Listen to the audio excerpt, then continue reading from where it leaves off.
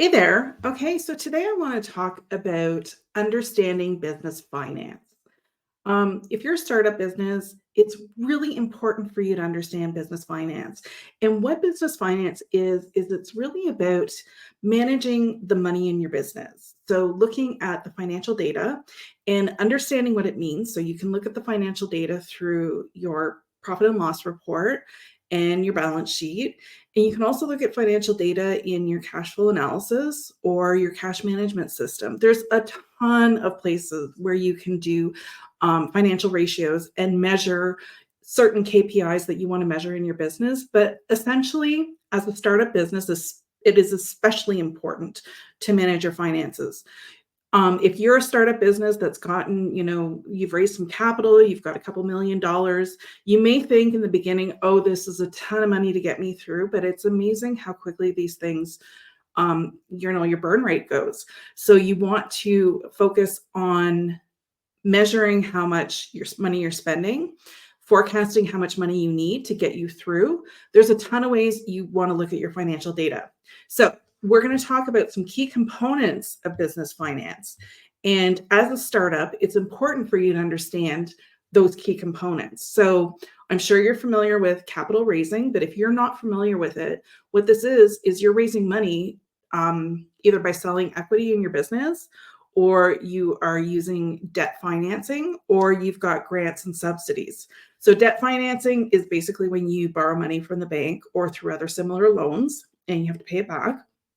Equity financing is those capital raises where, typically you see that in venture capital, where you're raising money for a portion of your business. So you're losing control in your business, you're selling it off, and people are investing in your business that way.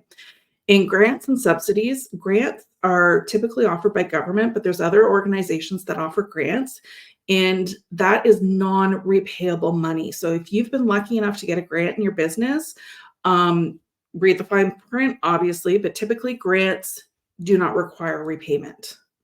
So another thing that you want to do with your finances is financial planning and analysis.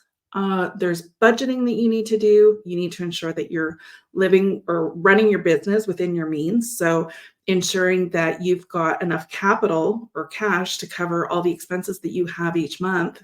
If you are a startup and you're not making money immediately, that's where you really need to manage your cash. If you're a business where you're starting and you're growing and you're selling, you need to make sure that you're selling at a break-even point. So ensure that you understand how much you need to sell in order to break even each month. So breaking even means that you're getting enough revenue in to cover all your costs. But ideally, you want to set a net profit margin higher than a break even so that you're making profit on your business. And what you do with that profit is you reinvest it back into your business and grow your business so that you don't have to borrow money to keep growing your business. There's a lot of benefits with bootstrapping. That's what we call this, bootstrapping. So that's when you're able to finance the business on your own. So another component is that you want to make sure that your accounting and your record keeping is current, up to date. That is important. So you need to make sure that you've got a bookkeeper who knows what they're doing. Believe me, I have seen so many mistakes with bookkeepers. It's not even funny. You want to look at accurate financial reports, because what the bookkeeper's doing is they are entering the data, the financial data for your business.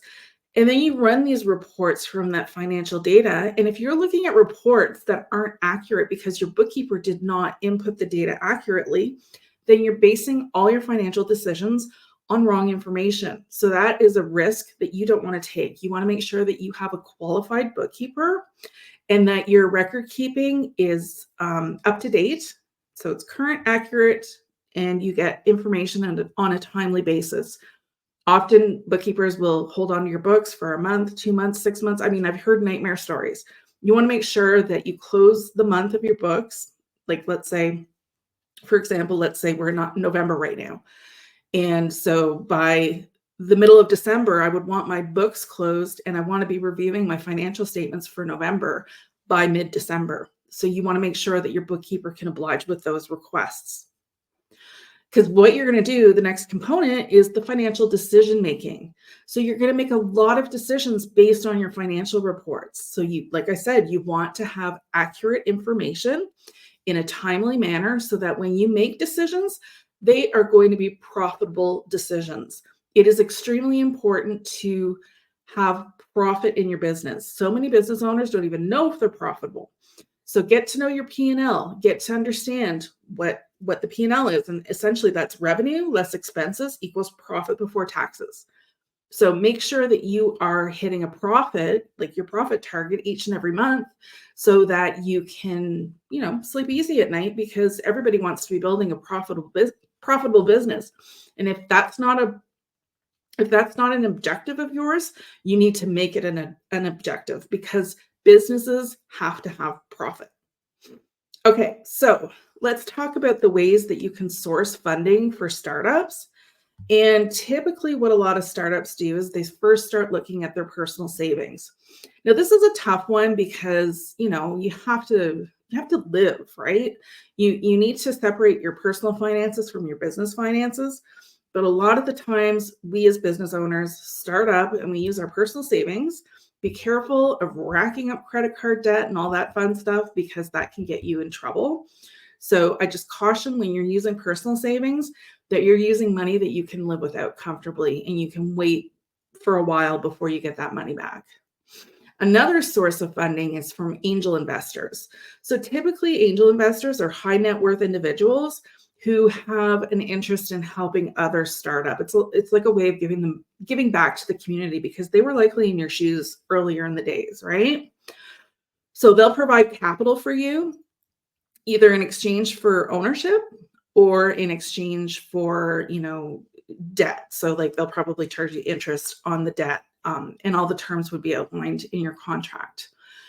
And then we have VC funding, which we talked about a little earlier, where that is where a VC invests in your business, and in return, they get a portion of your business. And then, you have to be careful too, because if you give up control, they're going to be the main decision makers, and that might defeat the purpose why you started your business to begin with. Now, a new type of funding that's coming on the horizon is crowdfunding. So there's a lot of crowdfunding platforms out there, and you can raise money from a large amount of people by these online platforms. So I think there's Starter, or I can't remember the names of them right now. They elude me, but there are tons. If you Google crowdfunding platforms, you'll find tons of platforms that offer this. And then there's bank loans. Everybody hates to go to the bank, but sometimes you need to have a bank loan. Traditional bank loans are harder to come by for startup businesses, but they could be an option for you as well. So the reason that you want to be on top of your business finances is so that you can dodge the financial challenges that most startups face, right? So having that initial capital, that cash to invest in your business and get things moving. Cash flow management is a huge problem for startups, because there's a lot of cash going out and there's not a lot of cash coming in. So you want to make sure that you are doing your financial or your cash flow forecasting to make sure that you're not going to fall short on cash. And if you do fall short on cash, because that happens, you're going to have a plan B or plan C or plan D, depending on how many plans you need. This is not uncommon for startups, right? They're always faced with cash flow management issues, and you want to be proactive. So ensuring that you are being proactive will help alleviate that financial stress. And then you want to generate revenue. Focus on that revenue generation. Get money coming in the door if you're able to. Like if you're a startup that has the product ready to go and sell, product or service, get it sold, because you want that money to start coming in. And when that money comes in, you want to make sure you're managing that money well. Okay? Because when you want to scale your business, you need funds to scale it. And scaling means growing your business. So you have to reinvest into your business to grow your business, because there's costs that you incur when you're growing your business. So you need the profit, like I was mentioning earlier. Profit fuels the growth of your business. So make sure that you are getting your business profitable. So it's important for you to understand the basics of financial literacy if you are in a startup position or if you've been in business for years and you're still not familiar with financial literacy. Maybe now you're getting around to it, and that's very common too. So many business owners I've worked with have, been in their business for a couple of years and now they're growing and scaling their business and they need more help understanding their finances. So if you're in that position, make sure you hit subscribe and follow us because at She Means Profit, we are here to help you build wealth through your business. We want to see business owners get rich through your business. And there's two ways you get rich through your business. One, obviously, is by generating profit. And the second one is your business is a financial asset. Don't ever forget that because you have the ability when you're done, when you're at the age where you're like, okay, I'm done. It's time to exit. Maybe I want to try something new. Maybe I want to retire, whatever. You can sell your business and that is the financial asset for you. So be sure to keep following She Means Profit because we've got a lot of great information coming to you. And I am so happy that you're in the community.